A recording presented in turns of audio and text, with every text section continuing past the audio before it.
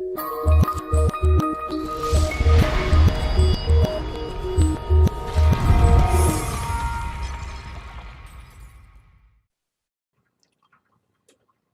up, guys? Good morning. I just wanted to share my experience in Ireland. So, I think it was last year or the year before.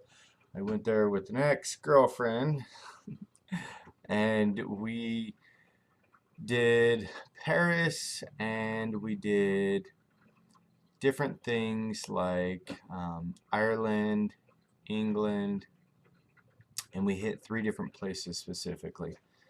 Now, in Ireland, okay, Ireland was not necessarily what I expected. Ireland was very, um, seemed all about the money, all about the money, all about the money, all about the money. I didn't really have an idea of what Ireland would be necessarily. And once we got there, it was kind of interesting. Let me turn that light off. Uh, Once we got there, it was kind of interesting in the effect that um, I hadn't anticipated anything.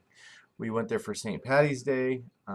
We landed and went to Dublin. It was actually really cool. Like St. Patty's Day was off the chain in Dublin for sure. It was amazing. But what I had not anticipated was the idea that it was very, very touristy, and it was far more touristy than I had imagined.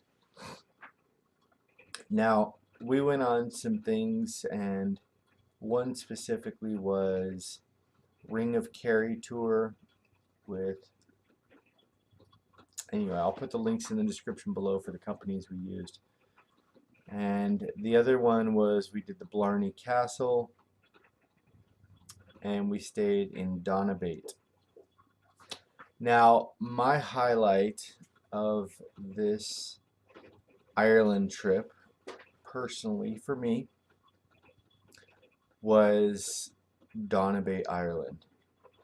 Now, Donabate, you have Ireland, and then towards the bottom, which whereas nobody goes there, is this little town or village called Donabate. And I actually did not know when I booked it that it was such a small place. I really did not know. And we were kind of shocked when we got there. We're like, okay, where are we gonna stay? Like, I mean, I booked a place or whatever. It's just like there was no transportation, there's no Uber. It was such a small place. There wasn't even any cops.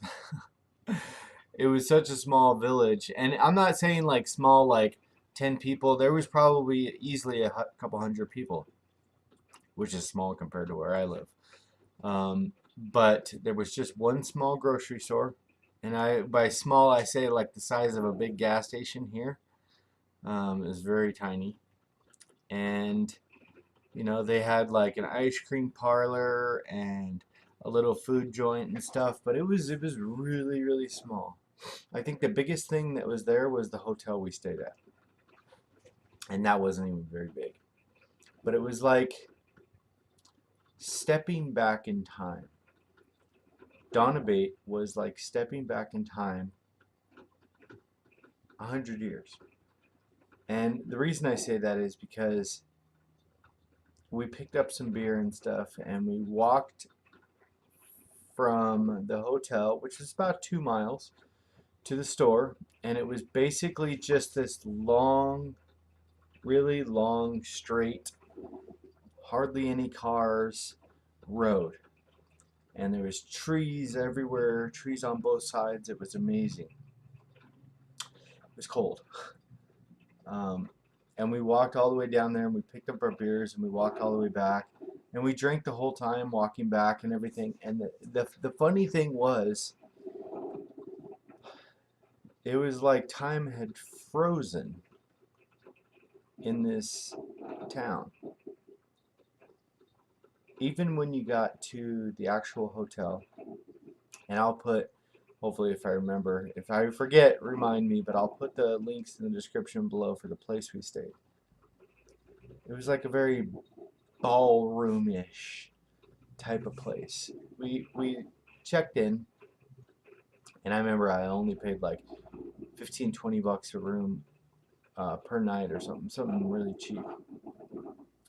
And somehow they messed up, or they were feeling really kind, and said, "Thank you, you have the Swan Elite Suite." And I was like, "Okay," just took the keys, like, I'm just gonna shut up and go do whatever I gotta do. I was like, maybe they named it the wrong thing or something, maybe that's what they call it.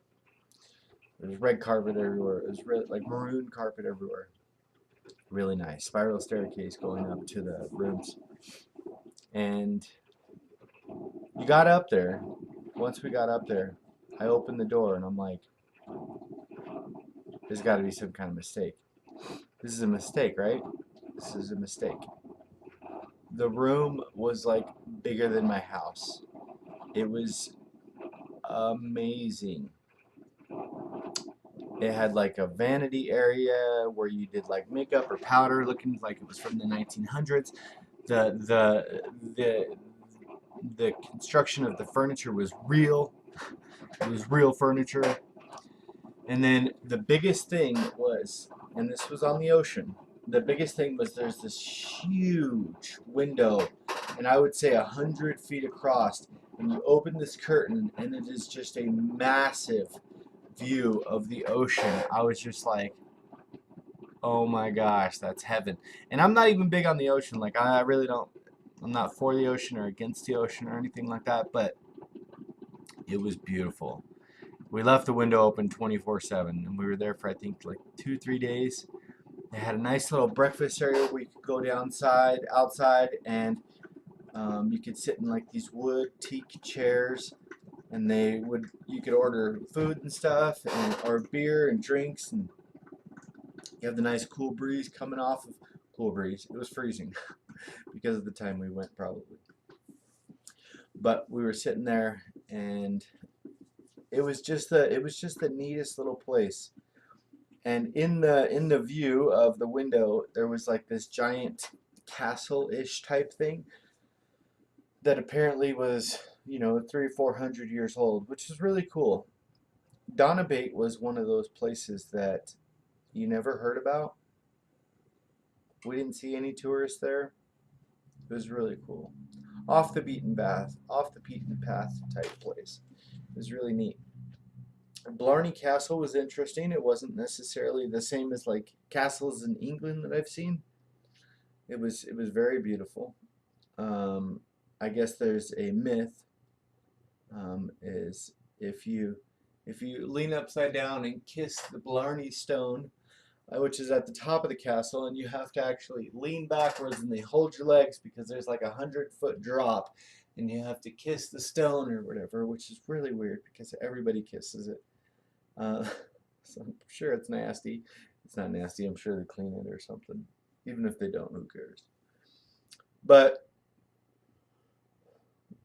the castle was interesting. I think the grounds were very interesting more than anything.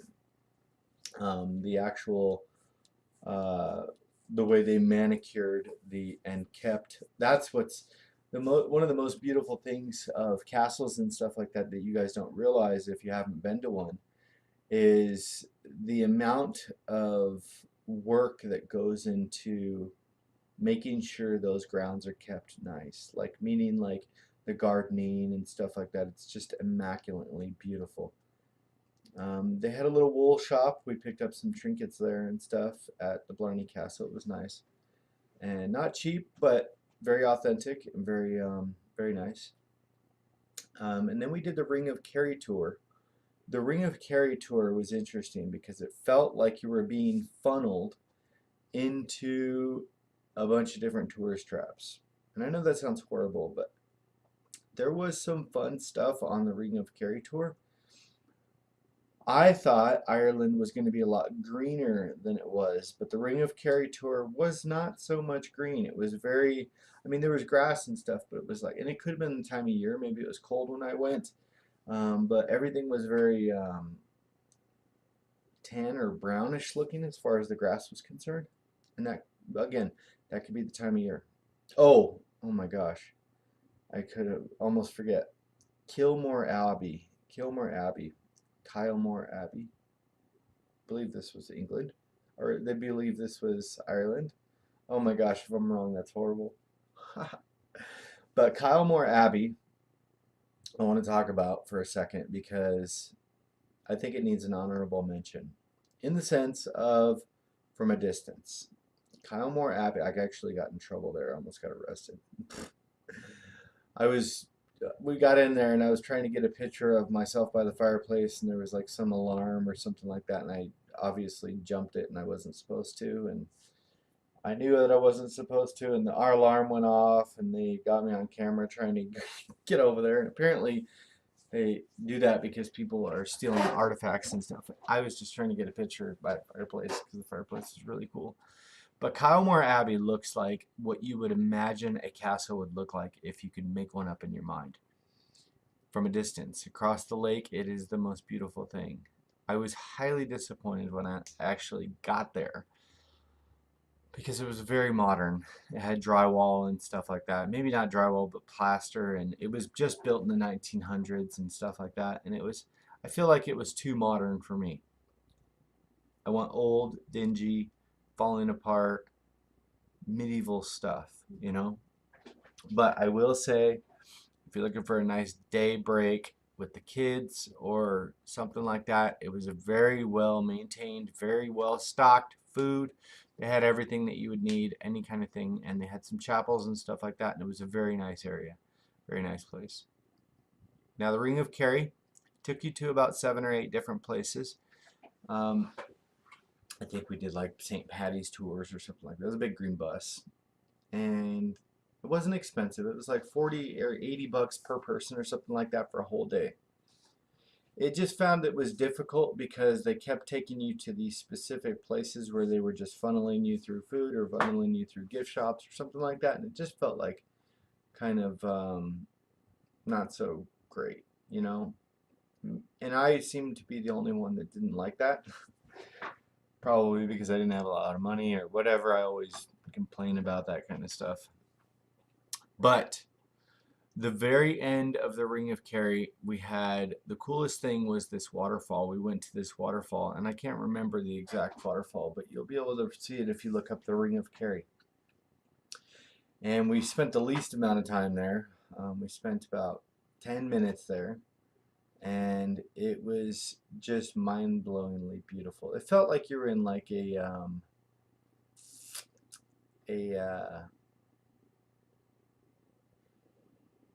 Hobbit movie or Harry Potter movie or something like that. It was really, really, really neat. The trees had just massive amounts of moss on them, and it was just a cool area. I would suggest if you do go to Ireland, I would I would say probably skip Dublin.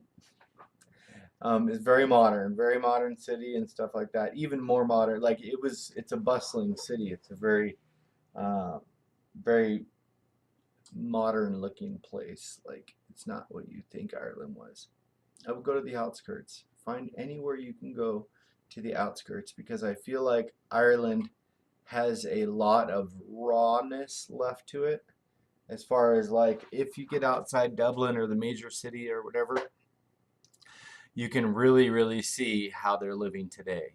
And finding out, I will say with the Ring of Kerry, we were able to find out tons of information about the potato famine and apparently how England keeps starving them out and stuff like that. And it was really interesting. Apparently, even things like, they used to put, I guess England came over and in their stone houses, England was charging them a tax per window. So the Irish said, you know what, screw it, and just put rocks in their windows and covered them up and stuff, and made them just like solid stone fortresses. And they were starving and stuff and being taxed to death, and it was a really interesting like history lesson. But that's my personal experience. Donabate was probably by far my favorite. I could have lived in a town like that, little village. It was just so picturesque. It just seemed like life was so much simpler, you know? They weren't worrying about anything. They had a busy day and it was Everybody was lining up to the ice cream shop. It was just really cool, man. It was really nice. Anyway, if you guys like our videos, please like, share, comment, and subscribe to our channel. That's kind of a wake-up version. It is definite. Oh my gosh, it's 3 o'clock in the morning. What the hell am I doing awake? But it's 3 o'clock in the morning, and I have not had my coffee yet. So, but that was my Ireland trip. I also got screwed royally when I tried to leave there. I didn't check in my bags overnight or the night before online, and they made me pay $600 to bring my bags with me. I was really mad. And I called the lady. I said, "Can I talk to your supervisor?" And I was like pretty irate. I was like, "I'm not paying $600 if it was $25 last night." And she's like, "Okay, well, you don't have to get on the plane." And I'm like, "I gotta go to Paris." And she's like, "Well, I don't have to let you on with those bags." And I'm like, "You are so rude." Oh, I was pissed. And I said, "Can I have the number to your supervisor?" She wrote it down. She gives it to me. This is so funny. And I called right there. I'm like, I'm going to show this girl what's up. The phone in front of me rings. She picks it up and she goes, "Aer Lingus, this is blah, blah, blah. Can I help you?" And I'm like, "You're joking, right? You're joking?" And she's like, "No, I'm the supervisor." I'm like, oh, I was so mad. I paid it. I still, to this day, she's like, "You could try to get a refund and blah, blah, blah, blah, blah, but that's your fault." And I'm like, I still have not to this day. Dang, that hit me huge. Thank goodness I had the money because I had my laptops, my computer, I had all my stuff. I couldn't just leave it behind. And I don't pack heavy usually. But that specific trip we kind of did because I was with a girl, and girls pack heavier. Some girls. But anyway, have a good day, guys. If there's a place that I've traveled to that you'd like to hear about, please leave it in the comment section below. Also, where are you going to travel next? Peace, guys.